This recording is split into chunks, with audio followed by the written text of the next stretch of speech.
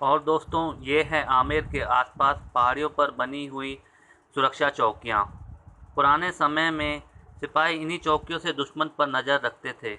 और नीचे ये है राम बाग, जो कि मुग़ल शैली से बनाया हुआ एक सुंदर बगीचा है।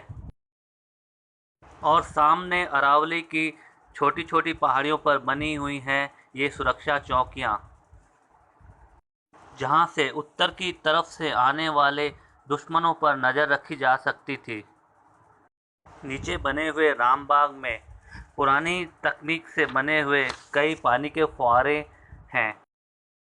और ये है आमेर शहर।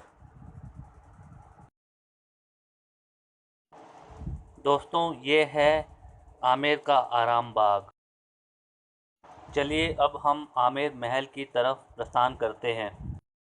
यह महल की ओर जाने का सामने की तरफ का रास्ता है। पुराने समय में राजा महाराजा एवं उनके सैनिक हाथी एवं घोड़ों से इस मार्ग से महल की तरफ जाते थे। महल के पूरे रास्ते में ऊंचे ऊंचे परकोटे बने हुए हैं, जो कि पत्थर और चूने से बनाए गए हैं। पुराने समय में दुश्मनों की गोलाबारी से सुरक्षा के लिए ही इन परकोटों का निर्माण किया जाता था।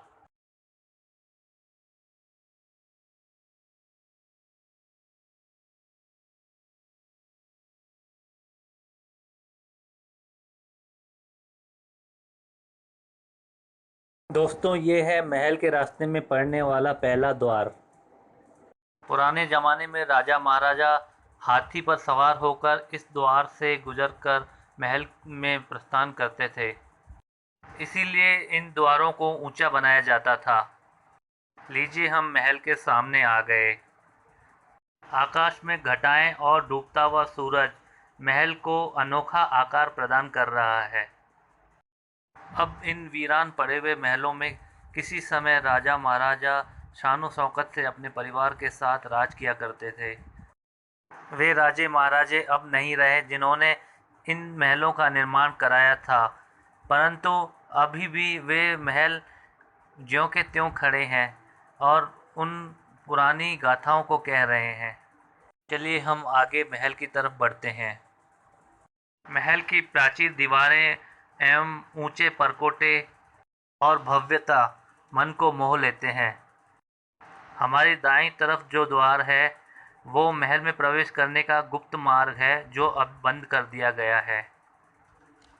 सामने की ओर जो द्वार दिखाई दे रहा है वो महल में प्रवेश करने का दूसरा द्वार है, जो कि हमें महल की तरफ ले जाएगा।